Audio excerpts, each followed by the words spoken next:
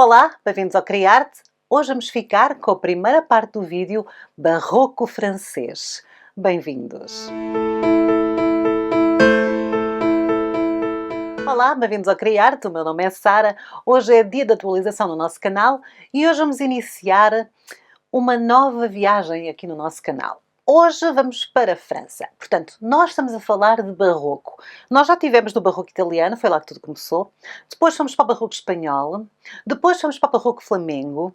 Depois fomos para o barroco holandês. Depois fomos para a Inglaterra, para o barroco inglês. Depois saltámos para Portugal e hoje vamos finalmente para a França. A França vai ser o último país da Europa que nós vamos falar acerca de barroco.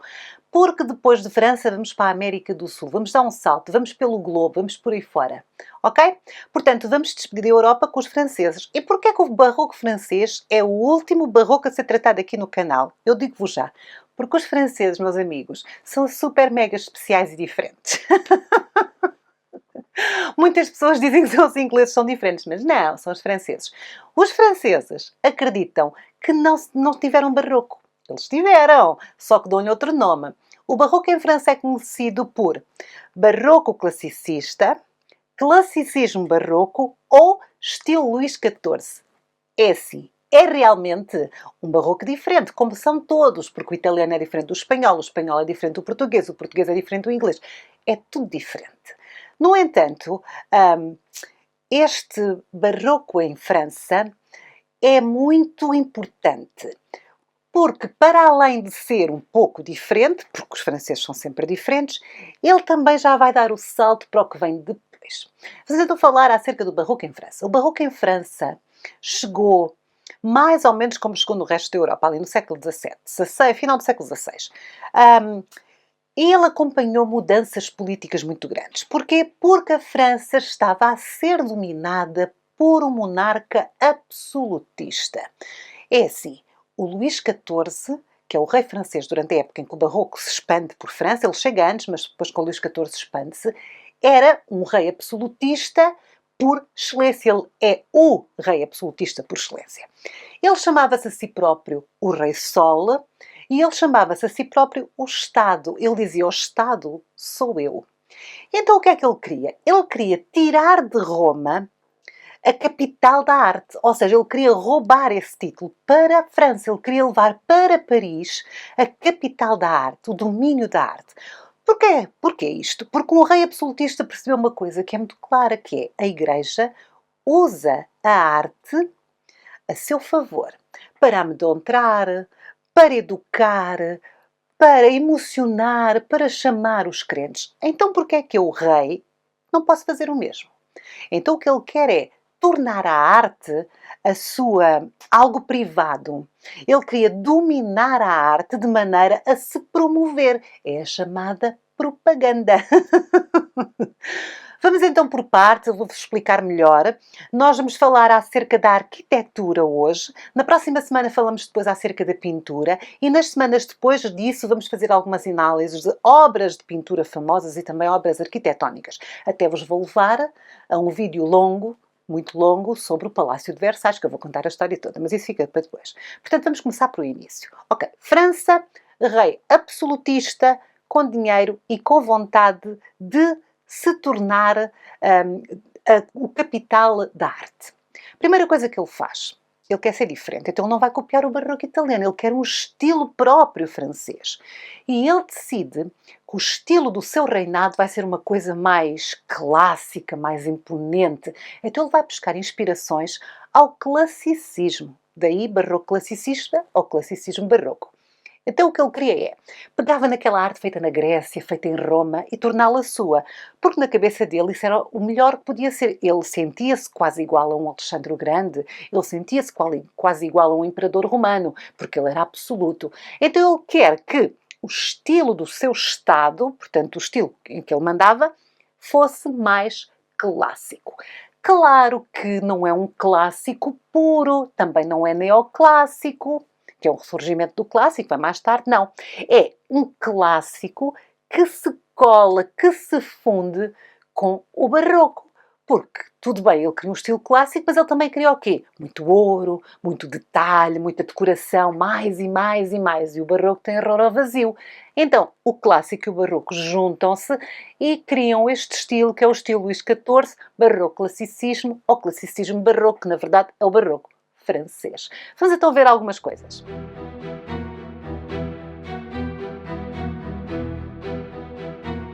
E agora vamos conhecer o primeiro arquiteto francês que, obedecendo ao seu rei, começou então a criar este novo estilo de barroco.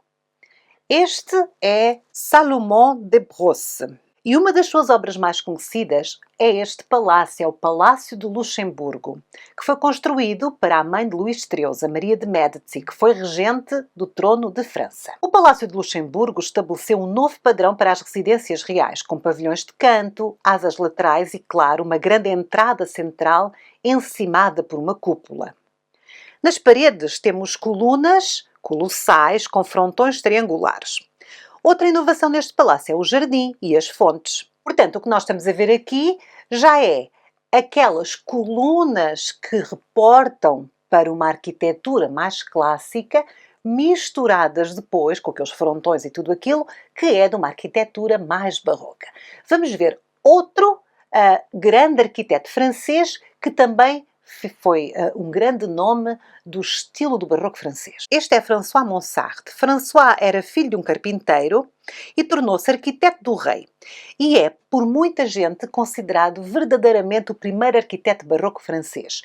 Porque aqui já não é só uma brincadeira, acrescentar uma coluna ou outra, mas aqui sim há uma real fusão. Este é o castelo, é o seu projeto mais conhecido, é o Castelo de Maison, em Maison Lafitte. O François usou de forma tão eficaz o telhado inclinado, que é tipicamente francês, nos seus projetos, que estes acabaram por ficar conhecidos como mansardas, fazendo referência ao nome do arquiteto. Esta obra é extremamente simétrica, o frontispício é coroado com um telhado separado e a decoração é simplificada. Vamos agora conhecer um outro arquiteto. Este é Louis de Vaux e ele projetou o Castelo Le Vicomte. Este castelo foi uma encomenda para Nicolas Fouquet, que era superintendente das finanças do rei, do Luís XIV. Ou seja, era a pessoa que estava encarregada de gerir o dinheiro do rei. Pronto. E ele tinha este terreno e decidiu contratar então o Lavaux para fazer aqui um palácio. E olhem só para isto. O projeto do castelo, na verdade, é semelhante ao Palácio do Luxemburgo e ao Palácio Barberini, em Roma. A grande diferença aqui é a unidade da sua arquitetura interior e o trabalho no exterior. A fachada apresenta colunas estilizadas, asas combinadas com tetos de mansarda e, claro, uma cúpula lindíssima ao estilo barroco. O interior era todo decorado com murais do Lebrun. O palácio está colocado no centro de enormes jardins projetados por André Lenotre. Os jardins apresentam padrões geométricos de caminhos, de canteiros de flores e de fontes também. Estes jardins imensos fazem o quê? Ampliam a arquitetura do edifício em todas as direções. Portanto, dão continuidade ao espaço, tornam o espaço mais amplo. O grande salão do edifício abria-se então para o jardim e esta passou a ser uma norma nas construções barrocas. As janelas abrem-se para o jardim. Isto era novidade na altura. Depois em Versalhes vamos ver muito isto. Temos aquelas janelas enormes e por fora temos o jardim. Portanto, o espaço não é só prolongado de fora para dentro, mas de dentro para fora. O que é que eu quero dizer com isto? O espaço visual de uma construção é prolongada pelo jardim. E no interior, o espaço visual das pessoas é prolongado para o jardim. Ou seja, cria áreas mais abertas. Ora, o que é que aconteceu depois? Depois de olhar para isto, o Luís XIV não achou muita graça, porque começou a pensar de onde é que o seu Ministro das Finanças, não é verdade, chamemos-lhe assim, retirou dinheiro para fazer isto tudo. Então prendeu, demitiu, depois prendeu, não contente com isso, decidiu ficar-lhe com o palácio. Decidiu que o palácio agora pertence à coroa, como a coroa é ele, era dele. Mas o Luís XIV queria uma coisa maior ainda, não é verdade? E depois de ver este palácio lindíssimo, o que é que ele pensou? Vou fazer uma coisa destas para mim. E depois surgiu Versalhes, que é assim um barroco levado ao extremo. Antes de falar de Versalhes, vamos falar aqui do Louvre. Em 1655, o ministro Jean Colbert convidou o seu arquiteto preferido, que era o Bernini, para vir até a França projetar uma nova fachada para o Louvre. O Bernini veio, fez lá os seus desenhos e o rei disse não, não quero nada que venha de Itália. Eu não quero competir com Roma. Eu quero ser melhor que Roma.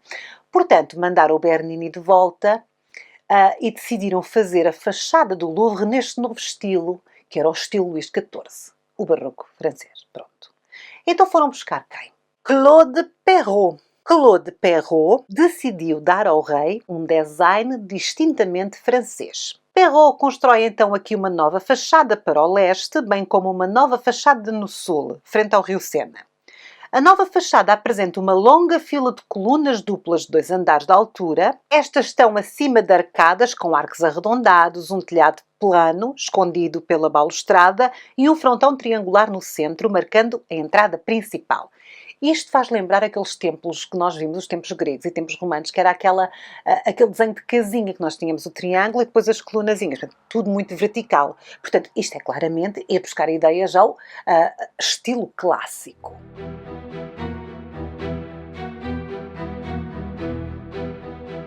Satisfeito com este novo estilo, o estilo Luís XIV, o rei decide então levar toda a sua corte para fora de Paris e instalá-la num palácio em Versalhes.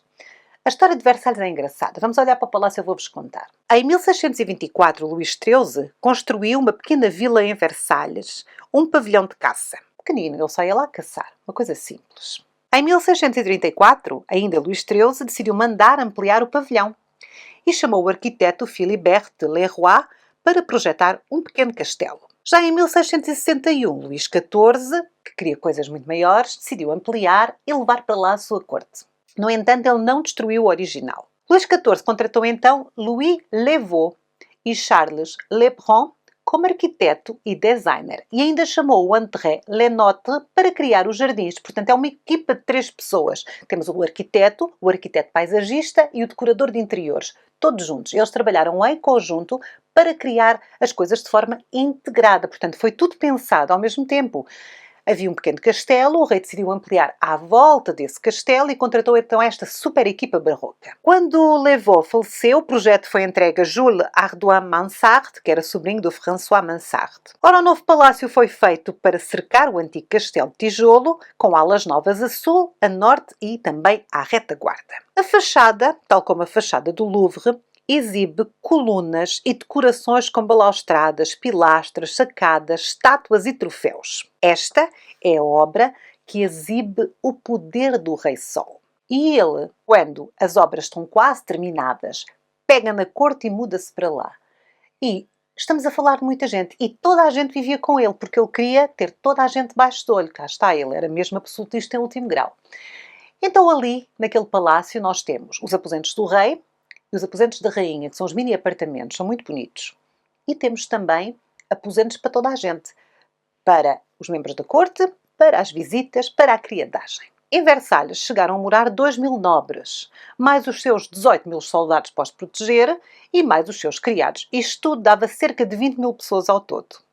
O palácio tem 700 quartos, 2.153 janelas e tem cerca de 67.000 metros quadrados, que é um bocadinho mais que 9 campos de futebol. Portanto, é realmente umas dimensões gigantes. E estava sempre a ser ampliado, porque enquanto o rei lá viveu e a corte lá viveu, havia sempre obras.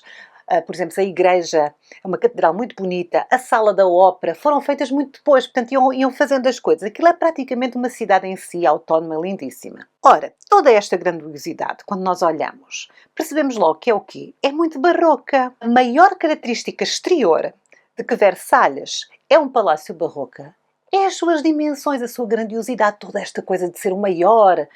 Isto é realmente barroco. E depois então temos a decoração. Nem estou a falar no interior, que isso então é mesmo muito barroco. Mas no exterior, apesar de termos estas linhas retas, esta simetria, quando olhamos para as fachadas temos o quê?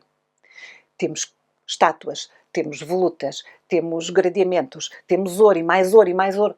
Temos muita coisa. Isto é barroco. A estrutura básica do palácio é clássica e muito simétrica.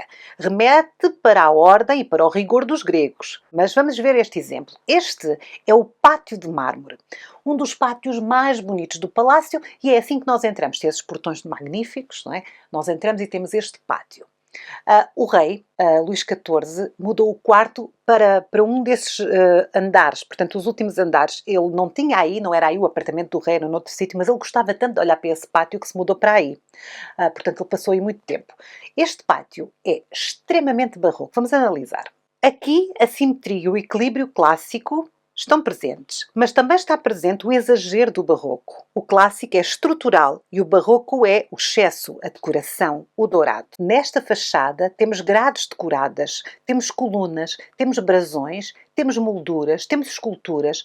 No centro temos uma peça central que é um relógio maravilhoso, com curvas e com contracurvas, e ao lado do relógio temos o quê? Magníficas esculturas lindíssimas.